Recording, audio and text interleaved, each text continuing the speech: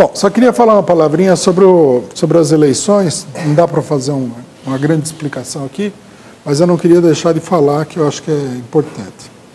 Que é o seguinte: nessa eleição que todo mundo deposita as esperanças, nós chegamos aí numa espécie de paroxismo da loucura ditatorial dos tribunais eleitorais, do TSE aos TRS. Né? Eu não sei se as pessoas têm noção, provavelmente não, porque é um assunto que se desenvolve um pouco à margem da observação popular. Mas depois da Constituinte, o regime eleitoral ele acabou se flexibilizando, perdendo aquelas características que tinha na época da ditadura, né? Onde a ditadura proibia tudo, procurava evitar a campanha eleitoral, etc. e tal, de medo de perder a eleição. E ele adquiriu uma feição assim bem, vamos dizer assim, bem democrática por um pequeno período, onde prevalecia a autonomia do partido. O partido não era controlado pelo TSE. Quando nós legalizamos o nosso partido, a situação estava nesse pé. Né? O partido é que dizia quais eram as direções e tal. O TSE era um órgão de registro. De lá para cá, né, já faz bastante tempo que isso vem acontecendo, o TSE foi usurpando os direitos democráticos dos partidos. Hoje, por exemplo, você não consegue praticamente fazer nada porque as restrições do TSE são extraordinárias. O partido tem que ter tal e tal coisa no estatuto, tem que apresentar candidatos de tal e tal maneira, tem que apresentar centenas de formulários para inscrever um candidato. Nem parece que o candidato é um candidato, parece que ele está concorrendo a um concurso público. Né? Tem que ter foto, tem que ter, sei lá. Eles não pediram ainda, foi exame de sangue, mas fora isso daí eles pedem tudo. É uma verdadeira loucura. O TSE tomou conta dos partidos em nome da luta contra a corrupção. Como os partidos são corruptos, então o TSE se arrogou o direito de controlar minimamente a vida partidária. Por exemplo, eu estou sofrendo um processo por contas que o PCO apresentou, onde o Ministério Público questionou, né, que um período recebia o salário do partido como jornalista, por que eu recebia salário como jornalista? Bom, se eles forem no Ministério do Trabalho, eles encontram meu registro lá como jornalista. Então, o partido tem órgãos de imprensa. O que faz um jornalista? Trabalha como jornalista. Mas eles não aceitam isso daí. O TSE, em eleições passadas, convocou pessoas que doaram ao partido R$100 para prestar esclarecimentos por que eles doaram R$100 ao partido.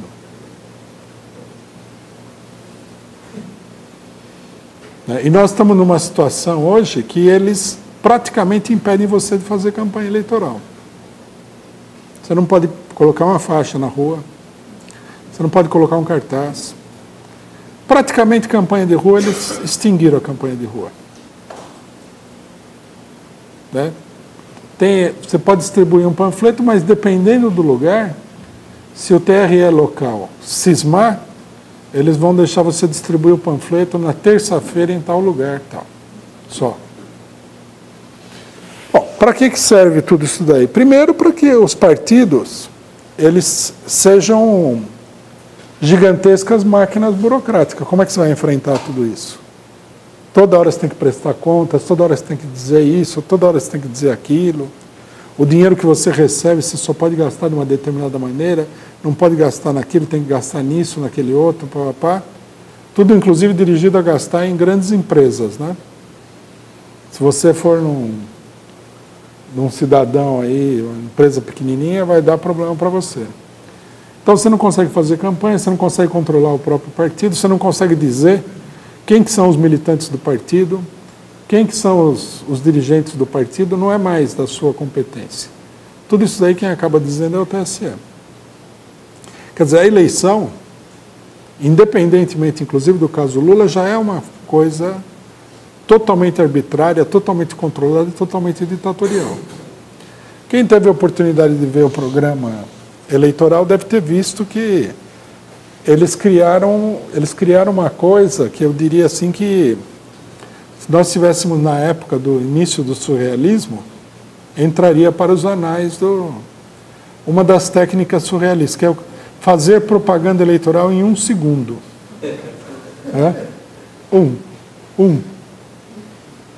Dá mais ou menos você falar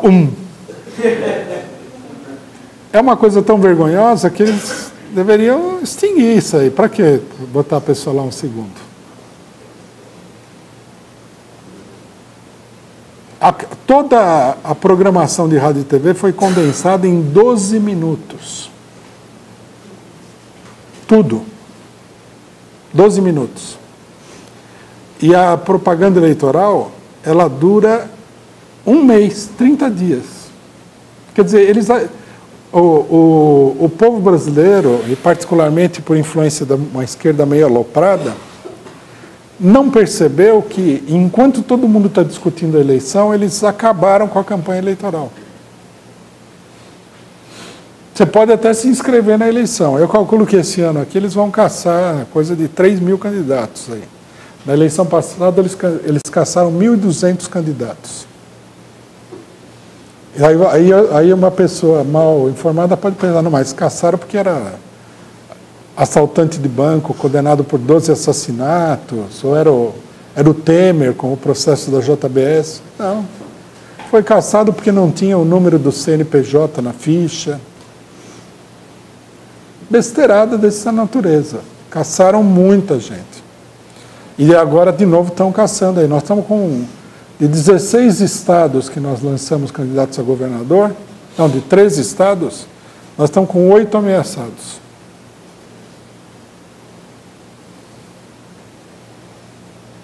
Isso daí é uma coisa importante que ninguém denuncia, porque, no final das contas, isso é que nem uma gincana de idiotas. O cidadão põe um prêmio lá no final, não tem essa gincana na televisão? Mostra a fotografia da sua mãe pelada, aí o cara corre lá, ó a velha aqui e tal. Come estrume de vaca e tal. Desde que você chegue no prêmio, tudo é bonito, né? Esse daí precisa ser objeto de uma denúncia muito forte, e sem falar que uma boa parte dos partidos que hoje estão na eleição recebendo fundo partidário e tudo, vão parar na cláusula de barreira, por exemplo. No nosso caso, é grave porque nós estamos, quando a gente começa a ter um certo desenvolvimento eleitoral, a gente vem num crescimento, numa fase de organização do partido, daí eles cortam tudo. Mas vamos pegar um caso mais concreto, o PSOL, por exemplo. Se o PSOL não conseguir, acho que é 1,5% em 9 estados para deputado federal, é capaz de perder todos os deputados federais que tem.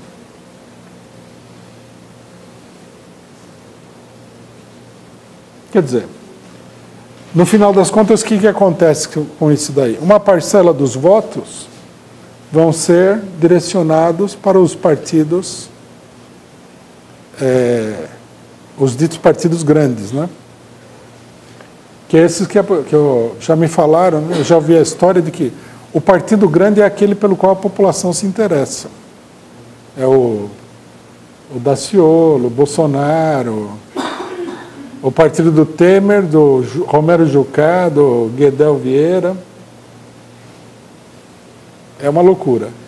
À medida que os partidos burgueses vão perdendo voto e vão ficando cada vez mais impopulares, a burguesia, as instituições da burguesia vão suprimindo a possibilidade do povo escolher o candidato e criando uma eleição fictícia, artificial. Então você não pode fazer campanha, se você não tiver tanto por cento, você perde candidatos, perde dinheiro, não aparece na televisão, nada. E você cria o monopólio do sem voto.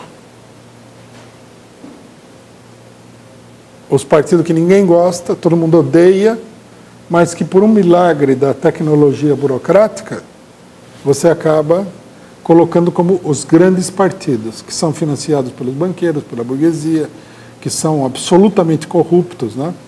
E tudo isso é feito em nome da luta contra a corrupção. Nós estamos lançando aqui na Causa Pereira TV um programa que a gente começou na quinta-feira, que é Por Trás das Eleições, onde nós vamos estar explicando detalhe por detalhe dessas loucuras que acontecem na eleição brasileira. Por quê? Porque compreender o funcionamento do regime político é a parte mais importante da educação política de qualquer pessoa. Senão você fica aí cegamente, né, navegando um negócio que você não sabe o que é, não sabe onde vai dar, não sabe como funciona, nem nada. E aí fica aquela torcida, aquele entusiasmo, né? Vamos eleger o Haddad de qualquer jeito. Quando você vê, mexem ali 4, 5 engrenagens e elege o Temer, que ninguém gosta dele.